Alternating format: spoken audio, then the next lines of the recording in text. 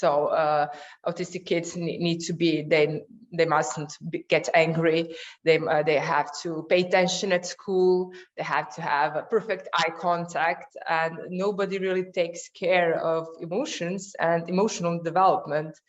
And what I see in practice is that I get and meet a lot of broken kids and broken teens and broken adults, because I work psychotherapy with teens and adults also.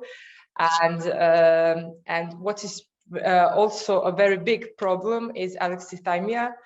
So recognizing the problems that you have, even to talk about or even to work on, that all autistic kids and people here are very familiar of.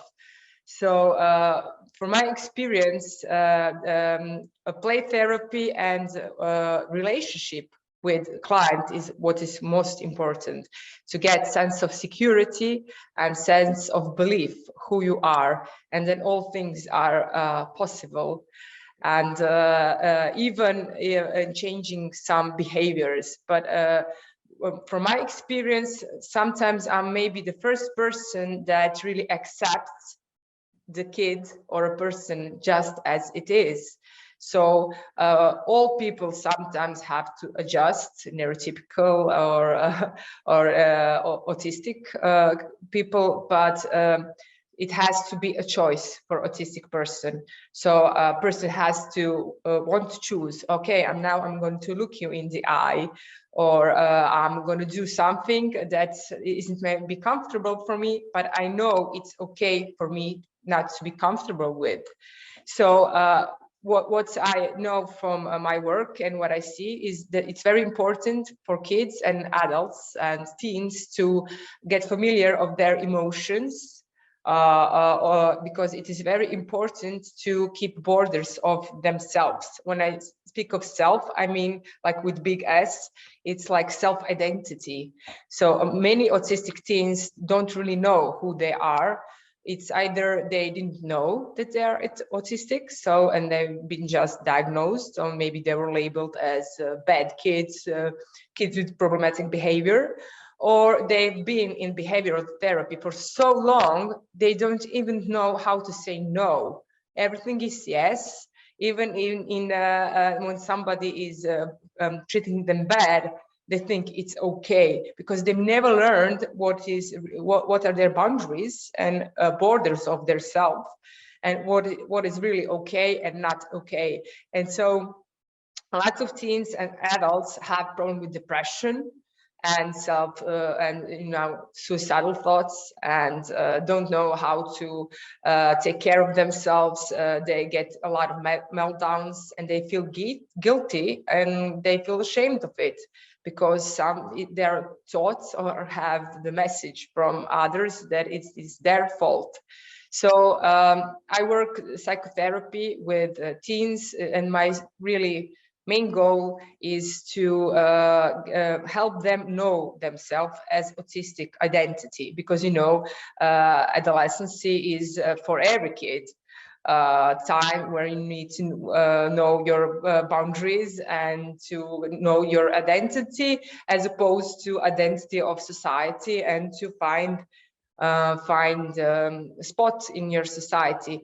The experience I get from them is they feel so different from others. They don't have a really opportunity to meet kids that are like themselves, and so they feel very lonely, and they are so depressed, because most of the group activities for autistic kids are for autistic kids that have several other disabilities, or they have intellectual problems. So it's not like, talking and getting to know each other and just being supervised by a therapist.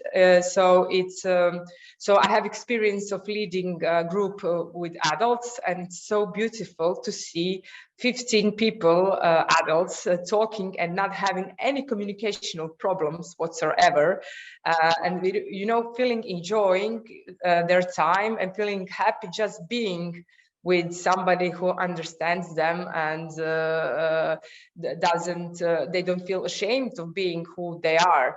most of them, they got diagnosed very late, because unfortunately here in Croatia, I don't know how it's in other countries, here in Croatia, you have to have like very extremely obvious symptoms of autism to get diagnosed. So you don't get diagnosed, you have a smile or good grades in school. So it's like impossible to have autism if you have empathy for others. So most of the people, I would say, they don't get diagnosed, and they just grow up feeling like aliens or get other psychiatric diagnoses later on. So I get kids that have been in behavioral therapy, and most of the problems they have is, well, one thing is they don't know who they are, is they have they're really depressed, and they are in autistic burnout, in severe autistic burnout, that is then attributed to be like psychosis, or being very aggressive, and they get meds and put on antipsychotics, and it is like very bad practice. So sometimes they get bipolar, or we had even recently a grown-up adult who was held in psychiatric ward against its will, just by saying, I'm autistic. No, you're not. You don't know that you're autistic. It's like new age thing, and everybody's autistic. So it's like really maybe even a matter of human rights sometimes still, although it's 21st century. And the main problem is in all work with kids, not just autistic, that nobody really emphasized the importance of emotions and emotional development. It is how normal you are, or how typical. So I see this with all kinds of problems or disabilities, even with really gifted children. If you are not like every other else or every other normal person, then something is wrong with you, and we have to fix you. Nobody really cares about what is the cause of it, what are your emotions about it, and what are your needs. So therapy with all kids, and especially with autistic kids, should be based on needs and emotions. And then we can talk about choosing a behavior that can be, relevant for other group or in school, and, self-regulation. But every person needs to know you're okay just the way you are. So you have the same needs like everybody else. It's like you have like special needs. You have the same needs as everybody else. You just need maybe some other kind of support to have those needs really, taken care of and being happy. So like here still is being neurodivergent a problem. It's not like on the same level, and it's just the way you're functioning is, if you're not neurotypical, then you really have a problem. and all the goals are just setting the behavior part, that you at least look normal. You don't have to be normal, you just have to act normal. And then we have a lot of suicides or attempts of suicide in this group of adults that I have. 15 people, I think maybe 2 of them didn't have the attempt of suicide. And it is really horrible if you see like a population of autistic people, that 90% of people I know they attempted to commit suicide, or they're like intensely thinking about it, or were thinking. And that's the same or very similar experience that their children have also. So we're here in Croatia. The other problem is also, I'm a psychotherapist, and I work with autistic people. Most of my colleagues that are also psychotherapists won't work with autistic kids or autistic teens or autistic adults, because I'm not for autism. I don't do developmental problems. It's like other species. I work only with normal people.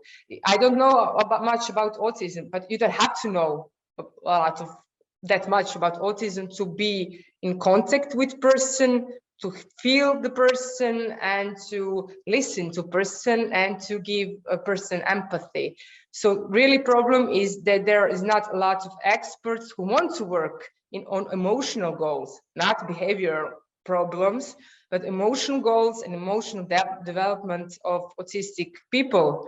And it's like a very big problem here because, you know, I think I'm maybe the only like expert for autistic. That is like, you know, people will send me a lot of clients, and I of course I don't have the capacity. So one of the goals of the NGO that I volunteer in, that is like NGO of autistic grown-ups who speak for themselves, is to educate experts and to educate a lot of people to, you know, not only about the rights, but educate so they can also work with autistic clients, not setting them like other species or something they don't know, but you know, like normal human beings that have the same needs, emotional needs that they need to attend.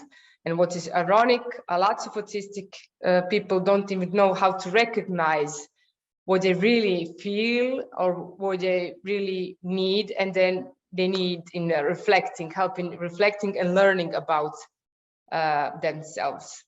So I want to thank everyone for opportunity to say something about some of my thoughts. And I hope I was understandable and you could understand the things I was saying. I was a bit anxious, so sorry if I was talking fast.